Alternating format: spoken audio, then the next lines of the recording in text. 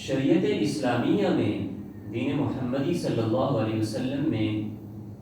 قربانی کا اصطلاحی معنی وہ یہ ہے کہ 10 ذو الحجہ، 11 اور 12 ذو الحجہ کے ایام میں اللہ کی رضا اور اس کا قرب حاصل کرنے کے لیے مخصوص جانوروں کی مخصوص ایام میں قربانی کرنا، یہ قربانی کا اصطلاحی معنی کہلاتا ہے۔ یہ جانور بھی مخصوص ہیں، یاد رکھیے گا، اور ایام بھی مخصوص ہیں۔ جانور اونٹ ہے، اونٹنی ہے، گائے، بیل، بھینس، بھینس کا مذکر، بھیڑ، دمبا، چھترا، بکرا اور بکری، یہ جانور مخصوص ہیں۔ لہٰذا اگر کوئی شخص ان ایام میں دیگر حلال جانور مثلا ہرن کی قربانی اگر کرنا چاہتا ہے تو دین محمدی صلی اللہ علیہ وسلم کے اندر ان ایام کے اندر قربانی کی نیت سے وہ جانور قبول نہیں ہوگا، اگرچہ اس کا کھانا حلال ہے لیکن جو واجب اس کے ذمہ ہے وہ پھر بھی بہرحال برقرار رہے گا۔ ایام بھی مخصوص ہیں، آپ حضرات کے سامنے عرض کر دیا، 10، 11، 12 ذو الحجہ۔ قربانی کی شرعی حیثیت یہ ایک واجب ہے، شعائر اسلام میں سے ہے، اور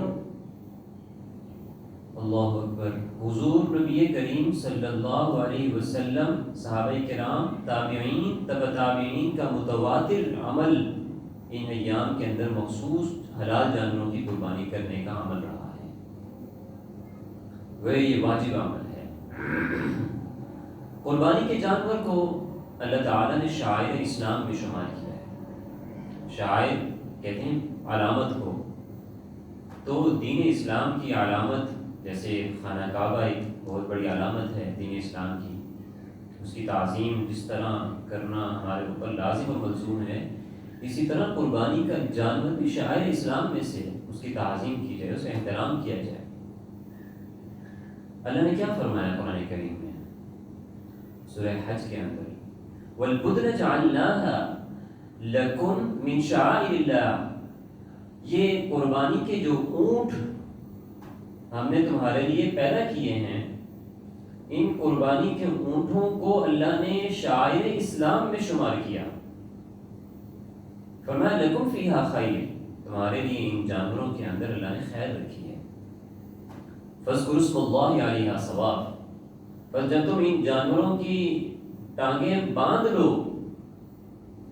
تو ذبح کے وقت ان پر اللہ کا نام لو۔ فَإِذَا وَجَبَتْ جُنُوبُهَا، بس جب یہ زمین پر گر پڑے تو اس کی کھال اتارو، گوشت بناؤ، فَكُلُوا مِنْهَا، خود بھی اسے کھاؤ، وَأَطْعِمُوا الْقَانِعَ، اور پاس بیٹھے ہوئے صبر کرنے والے، نہ مانگنے والے غریب کو بھی اس میں سے کھلاؤ، والمعتر، اور فقیر کو بھی اس میں سے کھلاؤ، مانگنے والے فقیر کو بھی اس میں سے کھلاؤ۔ یہ قربانی کے جانور کو اللہ نے شاعر اسلام میں شمار